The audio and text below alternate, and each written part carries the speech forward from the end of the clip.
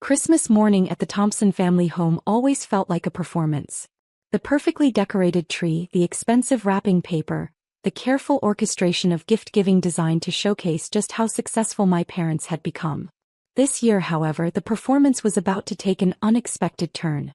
I arrived at 9 a.m. sharp as tradition demanded, carrying a small bag of gifts for everyone. The house smelled like cinnamon and pine, and classical music played softly in the background. My mother, Patricia, was already in full hostess mode, ensuring everyone had coffee and that the photographer she'd hired could capture every perfect moment. "Maya, you're here," she said, barely looking up from arranging pastries on the dining room table. "Everyone's in the living room. We're just waiting for your Uncle Robert to arrive, then we'll start opening gifts." I made my way to the living room where my father, David, was holding court near the fireplace. My brother Marcus and his wife Jennifer were sitting on the couch with their two young children, while my sister Sophia was perched elegantly in her usual spot near the window.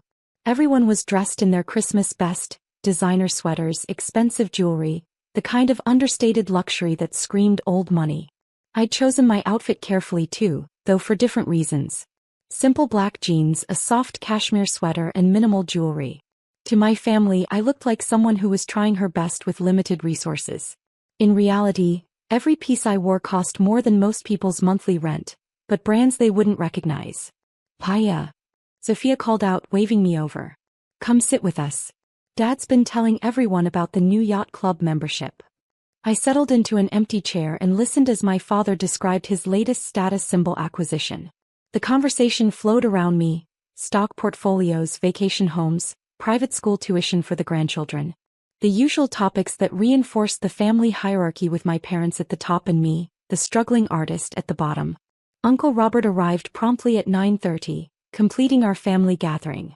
He greeted everyone warmly, making his usual jokes about traffic and weather, before settling into his favorite armchair. "Now that we're all here," my father announced, "let's begin our Christmas tradition." The gift exchange in the Thompson family followed a strict protocol. Dad would call each person forward to receive their presents while the photographer captured the moment. It was part family bonding, part social media content creation. "Marcus, come forward," Dad called, his voice filled with paternal pride. My brother stood and approached the tree where a large pile of beautifully wrapped boxes waited. Dad handed him the first package with a flourish. "For our successful son and his beautiful family, a little something to help with that new house in Greenwich." Marcus unwrapped a set of keys tied with a silver ribbon. "Dad, you didn't. The down payment for the house you've been looking at. $200,000. Consider it an early inheritance." The room erupted in congratulations. Jennifer started crying, the children clapped, and the photographer captured every emotional moment. I smiled and applauded along with everyone else, genuinely happy for Marcus despite everything. "Sophia, your turn," Dad continued. My sister glided forward, her designer dress perfectly coordinated with the Christmas color scheme. Dad handed her a small Tiffany box. "For our brilliant daughter who just made partner at the law firm." Sophia opened the box to reveal a stunning diamond necklace. "Dad, it's gorgeous." $50,000, he announced proudly. "Only the best for our little legal eagle." More applause, more photos, more celebration. Uncle Robert received a vintage wine collection worth $20,000. Even the grandchildren got lavish gifts: premium electronics, designer clothes, and enrollment in expensive summer camps. I remained in my chair watching the performance unfold, waiting for my turn that I knew would never come. Finally, Dad looked around the room with an exaggerated expression of completion. "Well, I think that covers everyone." The silence that followed was deafening. Every eye in the room turned toward me, then back to Dad, then to me again. The photographer lowered her camera, sensing the shift in energy. "Dad," Sophia said quietly, "what about Maya?" My father's expression hardened. He looked directly at me, his voice carrying across the room with deliberate clarity. "Some people don't deserve presents." The words hung in the air like a physical blow. I felt the familiar sting of public humiliation, the same feeling I'd experienced countless times growing up when my achievements were dismissed and my choices criticized. Marcus shifted uncomfortably. "Dad, that's..." "No, Marcus," Dad interrupted. "Maya made her choices. She dropped out of a perfectly good business program to pursue art. She turned down a job at my firm to paint pictures. She's 32 years old and still hasn't figured out how to be a responsible adult. Why should we reward failure? My mother nodded in agreement. We've supported her long enough. Maybe it's time for some tough love. The room was completely silent except for the soft classical music still playing in the background. I could see the discomfort on everyone's faces, the awkwardness of witnessing family cruelty disguised as life lessons. I smiled calmly and pulled out my phone. "That's fine, Dad," I said, my voice steady and pleasant. "I understand your position." I scrolled through my contacts until I found the number I needed, then hit dial. The phone rang twice before someone answered. "Mr. Patterson? This is Maya Thompson. I hope you're enjoying Christmas morning with your family." "Yes, I'm calling about the Thompson mortgage account. Actually, I need to discuss some changes to the payment structure." My father's face went white. "Maya, what are you doing?" I held up one finger, continuing my conversation. "Yes, that's correct. I've been covering the monthly payments for the past 18 months through Pinnacle Holdings. No, I'd like to discontinue that arrangement effective immediately. Yes, I understand they'll receive notice of the change within 24 hours. I ended the call and looked up at my family's shocked faces. "What was that about?" my mother demanded. Before I could answer, my phone rang. I glanced at the screen and smiled. "It's your mortgage company," I said pleasantly. "They probably want to discuss your account status." Dad fumbled for his own phone, his hands shaking slightly as he answered. "Hello? Yes, this is David Thompson. What do you mean changes to our account?" I watched as the color drained from his face while he listened to the voice on the other end. "But that's impossible," he said. "We've never missed a payment. What do you mean someone else has been paying?" I stood up and walked to the center of the room where all the discarded wrapping paper lay scattered around the Christmas tree. "Dad, while you were explaining to everyone why I don't deserve presents, I thought this might be a good time to clear up some misconceptions about my financial situation." "Maya, what have you done?" Sophia whispered. "Nothing dramatic," I replied. "I just stopped paying your mortgage. And your car payments. And the monthly fees for your yacht club membership. And the insurance premiums on this house." The room was completely silent except for Dad's continued conversation with the mortgage company, his voice growing more panicked with each exchange. "You see," I continued, "while you've all been assuming I'm struggling to make ends meet as an artist, I've actually been running a somewhat successful business. Pinnacle Holdings. Maybe you've heard of it." Uncle Robert's eyes widened. "Pinnacle Holdings. The investment firm? That's the one.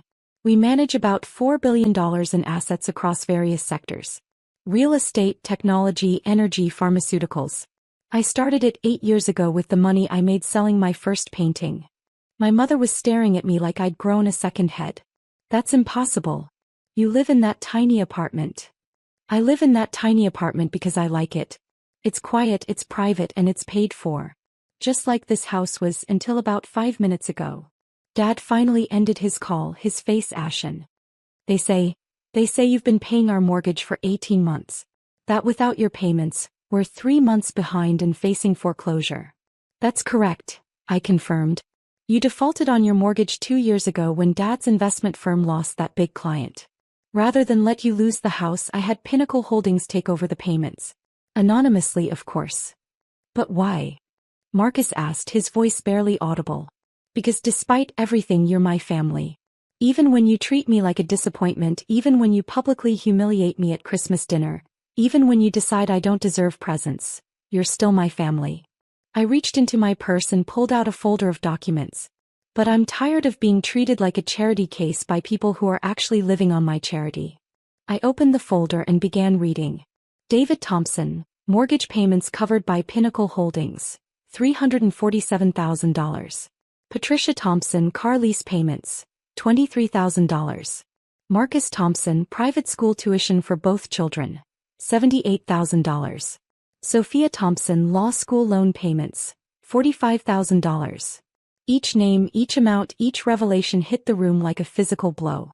In total, over the past 18 months, I've quietly covered $612,000 in family expenses because I believed in taking care of the people I love. Dad slumped into his chair, the weight of his words and actions finally sinking in. We had no idea." "Of course you didn't. Because none of you ever asked about my life. You made assumptions based on my clothes, my apartment, my career choices. You decided I was failing and never bothered to look deeper. I walked over to the Christmas tree and picked up one of the discarded gift boxes, turning it over in my hands. You want to know about presents, Dad? Last month, I donated $2 million to the Children's Hospital downtown. They're naming the new art therapy wing after our family. The Thompson Wing. I thought you'd be proud to have our name associated with helping sick children express themselves through creativity. Tears were streaming down my mother's face. Oh, Maya. But here's the thing about presents, I continued. The best ones aren't about showing off wealth or status. They're about understanding what someone truly needs and providing it out of love. I reached into my bag and pulled out a small wrapped package. So I do have a present for you, Dad. All of you, actually. I handed him the package, which he opened with shaking hands. Inside was a single sheet of paper. What is this? He asked. It's a deed. To this house. As of yesterday, Pinnacle Holdings owns it outright. Consider the mortgage officially paid off. The silence was deafening. But there's more, I said, pulling out additional documents. Marcus, here's the deed to that Greenwich house you wanted. It's yours free and clear. Sophia, here's a trust fund that will cover your children's education through graduate school. Mom, here's the title to that car you've been leasing. I distributed the papers around the room, watching as each family member realized the magnitude of what I'd done. And Uncle Robert, I said, turning to my father's brother, here's something special for you. Remember that small accounting firm you've been trying to buy for the past 5 years? Consider it an early retirement gift. Uncle Robert stared at the documents in his hands, his mouth opening and closing without sound. Maya, my father finally managed, this is millions of dollars. 7.3 million to be exact, I confirmed. Consider it my Christmas present to the family. But why? Sophia asked through her tears. After everything we said, everything we did. I smiled and settled back into my chair. Because that's what family does. We take care of each other even when we don't deserve it. Even when we're cruel and judgmental and wrong about each other. The photographer, who had been standing frozen in the corner, quietly started packing up her equipment, recognizing that this was no longer the kind of Christmas morning that would make it into the family newsletter. There is one condition, I added, causing everyone to look up sharply. What kind of condition? Dad asked nervously. Sunday dinners. Once a month at my apartment. No photographers, no performance, no discussion of money or status. Just family talking about things that actually matter. Of course, Marcus said immediately. Anything you want. And Dad, I continued, looking directly at my father, I'd like you to visit the art therapy wing at the Children's Hospital. Spend some time with the kids, see what they're creating. Maybe you'll understand why I chose art over business. My father nodded, tears finally appearing in his eyes. Maya, I'm so sorry. The things I said, the way we've treated you. You're forgiven, I said simply. But it stops now. No more assumptions, no more public humiliation, no more deciding who deserves what based on your narrow definition of success. My mother stood up and walked over to me, her designer dress wrinkled from sitting on the floor. Can you ever forgive us? We've been such fools. I stood and embraced her, feeling the tension of years of disappointment and judgment finally beginning to dissolve. We're family, Mom. We'll figure it out. The rest of Christmas morning passed in a blur of tears, apologies, and tentative conversations about starting over. The expensive gifts that had seemed so important an hour earlier were forgotten in favor of something much more valuable. The possibility of genuine understanding and respect. As I prepared to leave that afternoon, Dad approached me near the front door. Maya, I need you to know how proud I am of what you've accomplished. Not just the money, but the way you handled this whole situation. You could have destroyed us, and instead you saved us. Dad, I never wanted to destroy you. I just wanted you to see me. I see you now, he said, his voice thick with emotion. And I'm ashamed it took this long. I hugged him goodbye, feeling like I was embracing my father for the first time in years. As I drove home to my tiny apartment, I reflected on the morning's events.